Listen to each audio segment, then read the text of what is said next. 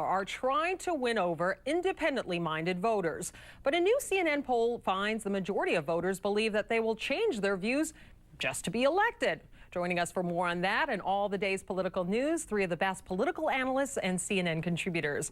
New York Daily News columnist Errol Lewis, syndicated columnist Miguel Perez, and Professor Swain of Vanderbilt University. Carol is the editor of Debating Immigration, and she also served as an advisor to Mike Huckabee's presidential campaign. Thank you very much, all three of you, for joining us.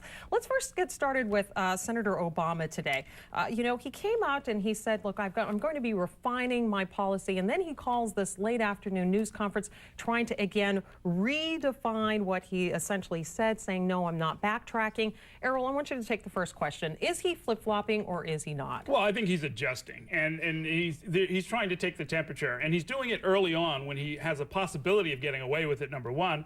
I think also, though, what we're going to find is with him, more so than people might expect, and certainly more so than with John Kerry 4 years ago, people like him because of who he is. So he's going to get a lot of leeway. I think his base is going to cut him. Know who he is. I think his base is going to cut him a lot of slack. I think they like him because he's young.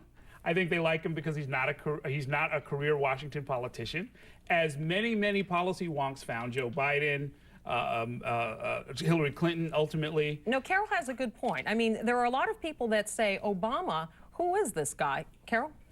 It worries me because at least with Senator Clinton and with Senator McCain, you knew pretty much what you were going to get, the status quo.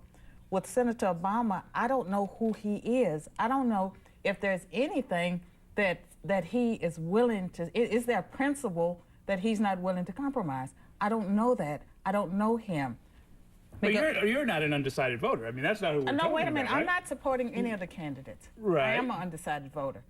And if he and Senator McCain, if they're going to flip-flop, I wish they would flip in my direction on the immigration issue and stay put. I wish they wouldn't flip in her direction on the immigration issue. Okay, let's stick to Iraq for a moment. Miguel, do you think that we are seeing sort of a shifting of the goalposts here? All along, I've been saying on this program for months now that the Democrats are not going to be able to keep the promises they've made about how fast they're going to pull out of Iraq. And I'm surprised, frankly, to see Senator Obama proving me right so soon. I thought he'd wait until he got elected, but he is proving me right. He is flip-flopping. Now, what Senator Obama is saying, and we have some sound on this that I would like to run, he was asked the question this afternoon if he would pledge to not change the 16-month timetable if elected. Let's listen into what he had to say. Here's what I can tell you, that I will bring our troops out at a pace of 1 to 2 brigades per month, and at that pace we will have our combat troops out in 16 months. That is what I intend to do as President of the United States.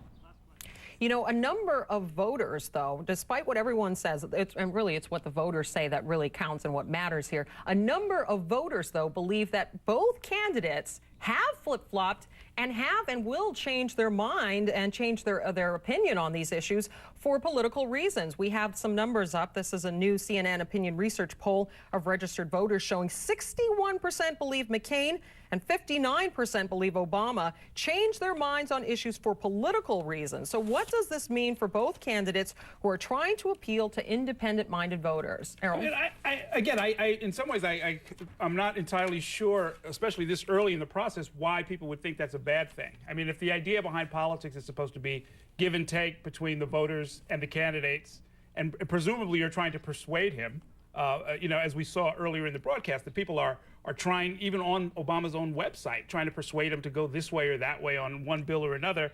I mean, do you want them to listen or do you not want them to listen? But we know the danger with it. Go ahead, Carol. It's very problematic because he won the nomination over Senator Clinton, a person that had more experience, had really laid the groundwork, because he promised certain things that voters expected him to carry out his promises, and so he got an advantage. But the thing is, that's not true. That's not true. You didn't hear people at those rallies saying 16 months, 16 months. They were cheering, yes, we can. They thought he was a candidate of change. He's like any other candidate, and I mean, I could see that early on. I had problems almost immediately with the inconsistencies. They troubled me, and with the voters, they're really seeing more about the man's character.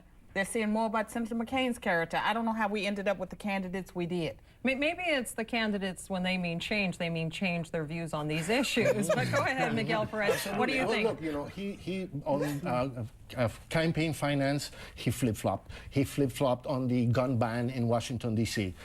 You know, I mean, I was so shocked when I heard that he was trying to justify the Supreme Court decision. I expected him to condemn the Supreme Court decision. All of these things are shocking now, so soon, after all of this stuff that we've heard during the primaries. You know, it really is. But, you know, we have to also give credit to McCain. McCain has flip-flopped, especially on immigration. And for that reason, I think he's going to lose a lot of Hispanic voters because he's gone much further to the right on immigration than he should have. But I mean, he hasn't gone further enough to the right because he's not where the American people are. But in the case of Senator McCain, I think that given his experience that he had practical reasons, the American people want something done about immigration. They have problems with blanket amnesty, and so I can understand Senator McCain's modest little shift in that on that particular issue. He's saying that if he's going to wait until we reinforce the borders, and I think that's okay. If he goes 1 inch further than that, he's going to lose the entire Hispanic vote, and he will not be president of the United States. He needs to catch up with the American people. Errol, I want you to jump in. Latinos are part of the American people. And a lot of Latinos are not in favor of amnesty, that they too want the laws enforced. So I am not in favor of amnesty. I am in favor of legalization. No, and neither do you. No, I don't. I just speak for me. Legalization is the way to go. And even McCain recognizes that. Everybody recognizes that. You're the one who's out of the... Okay, Miguel, we're going to have to stop right there. We're going to go to a quick break, but we are going to have so much more with our panel. It's just getting fun right now. And we'll have a new push to have American flags made right here in the United States. We'll have a story on that. Stay with us.